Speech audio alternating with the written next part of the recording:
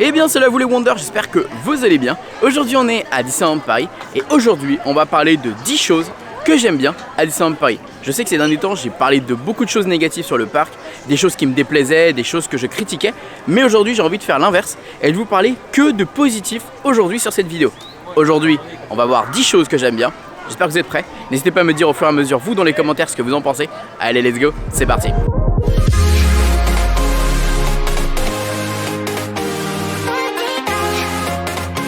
Alors un des premiers points qui je trouve est un de mes préférés et un des plus importants, c'est évidemment l'offre food de Disneyland Paris, le choix qu'il y a, tout ce qu'on peut retrouver, que ce soit des glaces, des snacks, des restaurants fast-food, restaurants à table. Il y a énormément de possibilités quand on mange à Disneyland Paris. Alors oui, les prix sont un peu élevés à certains moments, mais c'est les prix parcs et je trouve qu'au final, les parcs d'attractions rejoignent pas mal les prix de Disneyland Paris, mais c'est surtout le choix qui est hyper intéressant, le fait que Disneyland Paris se renouvelle et ça c'est vraiment pas mal. Franchement j'aime beaucoup l'idée. On va se prendre une petite glace, on va la manger ensemble, let's go. Bon bah voilà, j'ai pris ma petite glace chafouin, donc on va... elle est bonne. 5 €, elle est bonne, bon elle est copieuse en plus. Et c'est ça qu'on aime à Disney, c'est le choix et les différentes propositions qu'on a, ça c'est génial. Bon, alors elle était excellente cette petite glace, bon très imposante mais très bonne.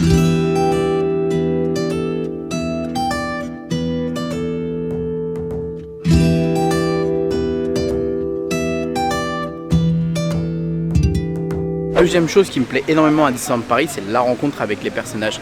C'est-à-dire qu'à Disneyland Paris, forcément vous allez rencontrer vos héros préférés de vos films d'animation préférés. Et surtout ce qui est vachement cool, c'est que c'est vachement varié. C'est-à-dire vous pouvez avoir du Peter Pan, vous pouvez avoir du Alice au Pays des Merveilles, vous pouvez avoir les classiques avec Mickey, Minnie, Dingo, Tic et Tac. Et tous les jours, vous avez un peu cette surprise de voir qui va être présent, comme pour la période d'Halloween avec par exemple les méchants. Là par exemple, regardez, à côté de moi, voilà, on a Tic et Tac qui va passer, regardez. C'est ça qui est magique à Disney, c'est ça qu'on adore. C'est ça qui est super cool. C'est ça, tu peux pas vivre ça ailleurs parce que c'est des licences que tu connais, c'est des films que tu connais, donc forcément ça te marque, ça te procure quelque chose en fait. Quand tu les vois, ça te procure ce plaisir de te dire ah mais c'est ceux des films, enfin je sais pas comment expliquer. Et c'est vrai que ça forcément à Disneyland Paris c'est vachement facile parce que tous les films, tous les personnages qu'on connaît, qu'on rencontre, on les connaît et c'est ça qui rend ce lieu un peu magique, je vais pas vous mentir. Alors je profite qu'on soit encore à Adventureland parce que pour moi c'est hyper symbolique de parler de ce troisième point à Adventureland, c'est la décoration, l'ambiance qui est juste folle ici à Disneyland Paris, le sens du détail de la végétation, des paysages, des décorations, des éléments de décor, clairement voilà. Je pense que vous avez compris ce que je veux dire.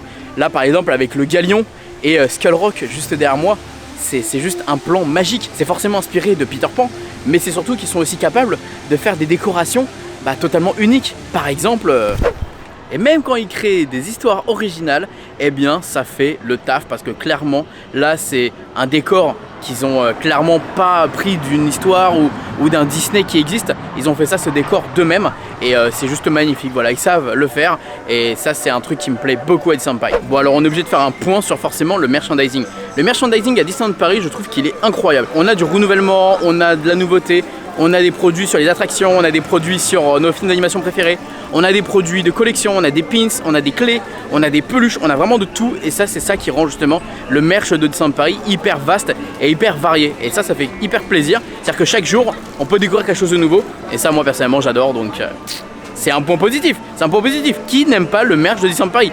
Un peu cher de temps en temps, on se le dit, mais ça plaît et c'est cool. Je suis à côté du Pueblo Pins Trading et pour le coup c'est vraiment quelque chose qui me plaît énormément. C'est qu'on peut se retrouver ici entre passionnés, entre fans pour faire des échanges de pins. Et ça c'est quelque chose d'hyper intéressant parce que c'est vraiment propre à Disney de faire ça. Comme il y a beaucoup d'objets de collection, que ce soit les pins, les clés, les Vinylmation, les Tsum Tsum, voilà, il y a plein de choses à collectionner chez Disney. Et donc du coup on peut se retrouver ici entre fans pour faire des échanges avec des gens qui ont des pins qui nous intéressent, ou alors on va acheter directement des pins en boutique. On leur demande s'il y a des choses qui les intéressent en boutique, on va les acheter et on va leur échanger. Voilà, c'est quelque chose qui est vraiment propre à Disney. Il y en a aux États-Unis, à Tokyo, je sais qu'ils font également ça. Donc c'est quelque chose d'hyper cool, de l'échange et de la discussion entre passionnés d'objets de collection. Voilà, c'est super sympa. Comment parler des choses que j'adore à Disneyland Paris sans parler forcément un petit peu de Phantom Manor? Alors c'est pas ce que j'adore, je vais pas parler de Phantom Manor exactement, et je vais parler des storylines des attractions. Il y a beaucoup de storylines qui sont très poussées à Disneyland Paris, avec des histoires qui sont créées spécialement pour les attractions, pour les lieux, etc. Et Phantom Manor fait partie des endroits les plus travaillés de Disneyland Paris, avec toute la végétation autour, toute l'histoire à l'intérieur de l'attraction, mais également l'histoire avec à côté Bootil, le cimetière qui est juste à côté. C'est un travail incroyable et moi personnellement c'est quelque chose qui me plaît beaucoup à Disneyland Paris.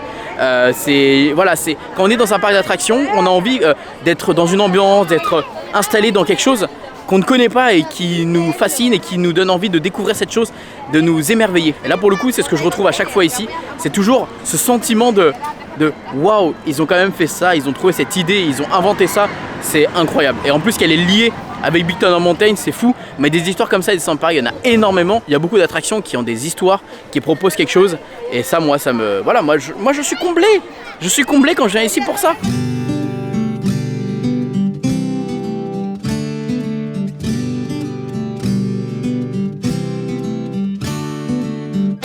Voilà, comme j'expliquais, clairement, un exemple de ce que j'aime justement dans les histoires du parc avec les attractions et les storylines, c'est que là par exemple on a un mémorial qui donne un lien entre l'attraction Big Thunder Mountain et Phantom Manor, et c'est ça qui est fou en fait, c'est justement toute cette recherche qui est faite justement entre les attractions pour donner une cohérence et que ce soit bien travaillé. Voilà, moi j'adore. Alors un autre truc que j'aime beaucoup à Disneyland Paris, et ça peut paraître logique mais en même temps bête, c'est la conception du parc. En fait ce parc est hyper bien travaillé et logique, en fait il est bon.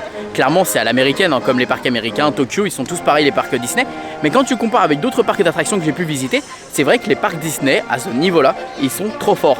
Il y a une allée principale, une place principale avec le château qui est l'emblème du parc, et avec des allées à chaque fois en fonction des différentes zones qu'on veut découvrir autour de cette zone principale et de cette place principale. Et ça, je trouve que la conception de tout ça, ça rend le truc incroyable. Enfin voilà, il n'y a rien à dire là-dessus. C'est un charme particulier parce qu'en fait, voilà, on se sent un petit peu comme dans un jardin à découvrir des petites allées, etc. Alors que tu as des parcs qui sont des fois en longueur, tu as des parcs qui sont des fois faits d'une façon différente. Et là, pour le coup, je trouve que celui-ci, avec le château qu'on va juste derrière nous, il est incroyable pour le coup, avec justement tout qui est basé autour de ce château, les spectacles qui sont basés autour de ce château, les parades qui sont basées autour de ce château. Enfin voilà, tout est basé avec cet emblème et c'est un charme particulier. Alors je voulais vraiment l'inclure dedans parce que c'est vrai que le château je l'aime et je voulais l'inclure avec toute l'architecture et le travail qui est fait derrière tout ça. Alors là pour le coup je suis juste à côté de Blanche-Neige et forcément Pinocchio qui est juste à côté, et on va parler ici de tout ce qui va être un style d'attraction.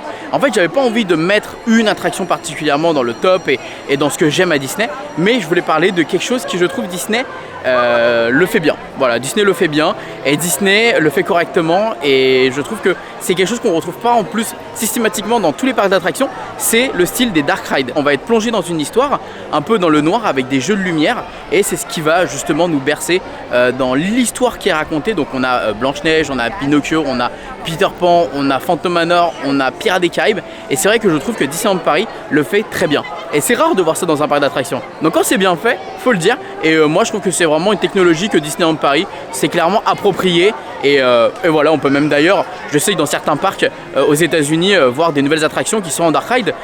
Mickey Runaway qui est un peu un dark ride. On a également l'attraction de la Reine des Neiges à Epcot qui est aussi un dark ride. Donc pas un boat ride, mais un dark boat ride. Je sais pas si c'est, je sais pas si ça se dit comme ça, mais voilà. Donc voilà, c'est quelque chose qui plaît à Disney. C'est quelque chose qui est dans les mœurs de Disney. Et c'est quelque chose que moi personnellement je suis friand et que j'ai envie de revoir un peu partout. Enfin clairement, moi tu me mets encore des nouvelles attractions avec du dark ride, moi je signe direct. Je sais que j'avais fait aux États-Unis Monstres et compagnie et Alice au Pays des Merveilles, c'était des dingueries. Donc voilà, faites du dark ride, continuez comme ça, on adore. Alors ça peut paraître bête, mais un des points importants également à Disneyland Paris, ce sont les licences. C'est vrai que les licences en fait jouent un rôle hyper important justement dans la connaissance de tous de cet univers. On a tous l'impression d'être un peu chez nous, de connaître cet endroit, même si la plupart c'est la première fois qu'ils sont là. On a l'impression de connaître parce que forcément les licences jouent un rôle hyper important. Comme par exemple tout à l'heure j'expliquais à Adventureland Peter Pan, qu'on a à côté du Dumbo, qu'on a à côté ici les Trois Fées, qu'on a tout ça, c'est des choses qu'on a déjà vu un peu dans les films, et c'est des choses qui font forcément nous donner des émotions de retrouver oh tiens regarde ça c'est je le connais, oh bah ça tiens je le connais. Donc ça joue un rôle hyper important, et c'est pareil pour tout ce qui est caractère que je vous ai dit tout à l'heure. Voilà, c'est tout ça, c'est un peu dans la même lignée, et c'est des choses que moi personnellement je kiffe, je demande que ça. Autre point que j'aime beaucoup à Disneyland Paris, c'est le renouvellement. Quand je vais parler de renouvellement, c'est par rapport aux saisons, par rapport aux événements. Ils vont énormément se renouveler, on va souvent avoir des nouveaux produits, on va souvent avoir des aliments qu'on va manger dans les restaurants, dans les snacks, qui vont clairement être thématisés sur la saison du moment. On va avoir des nouveaux produits, on va avoir des nouveaux vêtements, on va avoir des nouvelles glaces, des nouveaux snacks. Et ça c'est quelque chose moi qui me plaît beaucoup, que justement à Disneyland Paris, on s'ennuie jamais parce qu'il y a tout le temps de la nouveauté, il se passe toujours quelque chose. Donc même si tu es déçu par quelque chose, et bah au pire dans 2-3 mois il y a quelque chose de nouveau. S'il y a quelque chose que tu aimes bien, eh bah faut que tu en profites parce que ça va durer quelques mois, mais en même temps bah, ça peut vite changer par autre chose. Enfin voilà, on n'est jamais sûr de rien à Disneyland Paris, on sait jamais combien de temps ça va rester. C'est ça qui est super intéressant également, c'est que bah voilà, ça se renouvelle, il y a du changement et c'est super cool. Alors là on va parler d'un des points les plus importants pour moi, c'est clairement l'histoire du parc. Tout ce qui se passe autour justement de Walt Disney, sur sa femme, sur justement comment il a grandi, sur tout ça, moi c'est quelque chose qui me fascine. Alors je suis juste ici parce qu'en dessous il y a la plaque justement de Elias Disney. Mais quand tu te balades sur Main Street, tu as plein de petits détails justement sur sa vie, sur son passé, sur son frère, sur sa femme. Et moi c'est quelque chose qui me plaît beaucoup justement parce que Walt Disney c'est quelqu'un de hyper important forcément pour le parc, pour forcément tout ce qu'il a fait, pour ses valeurs. Je suis hyper fasciné par cet homme, c'est un exemple pour moi. Il a un parcours incroyable et aujourd'hui il a fait un empire fou. Et je parle pas d'un empire, l'empire contre-attaque de Star Wars. Non, rien à voir. Non, mais enfin, vous comprenez ce que je veux dire, je pense.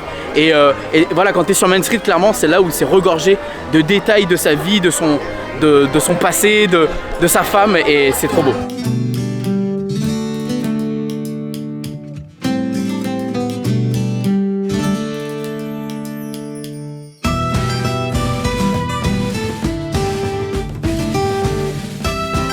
Enfin voilà, t'as clairement l'impression d'être plongé dans la vie de Walt Disney, avec justement le restaurant, avec également le barbier qui est juste à côté, avec la boulangerie qui est juste à côté. Enfin voilà, on a clairement l'impression d'être chez lui, dans sa petite ville. On peut pas retrouver ça ailleurs parce que personne n'a fait ce que Walt Disney a fait.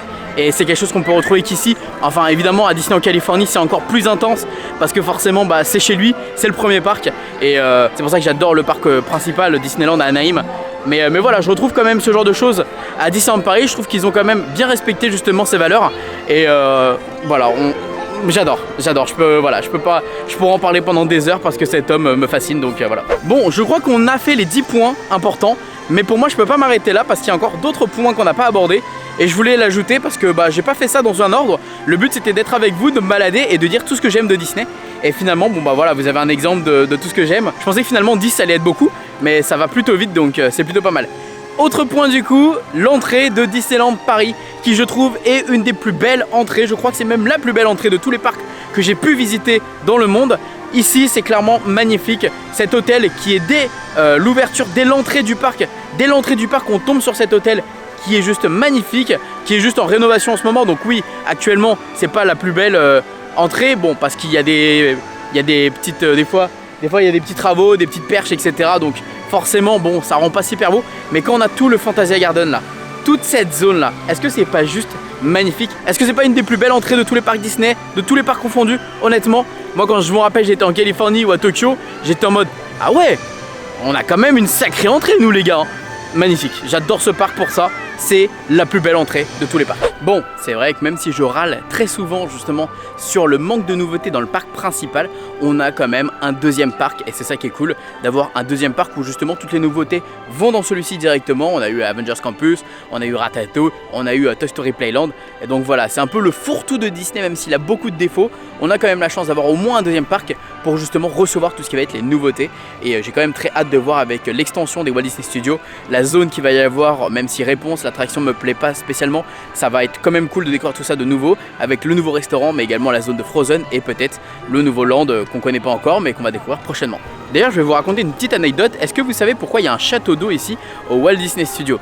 Alors pour le coup c'est un clin d'œil surtout au monde du cinéma. Faut savoir c'est que dans les studios de cinéma justement il y avait quasiment tout le temps des châteaux d'eau parce que comme en fait ils utilisaient beaucoup de techniques et qu'avec les pellicules etc ça risquait tout le temps de prendre feu, et bien si jamais ça provoquait un incendie il fallait forcément qu'il y ait un château d'eau à proximité pour pouvoir rapidement éteindre l'incendie parce que sinon bah, ça détruisait tout un projet. T'imagines si tu avais un film qui prenait feu comme ça, bah autant te dire que tout carbonise hein, et que ça y est il n'y a plus de film, il n'y a plus rien, donc ça leur faisait perdre beaucoup d'argent et beaucoup forcément d'heures de travail. Donc c'est pour ça qu'on avait des châteaux d'eau ici au niveau des studios de cinéma.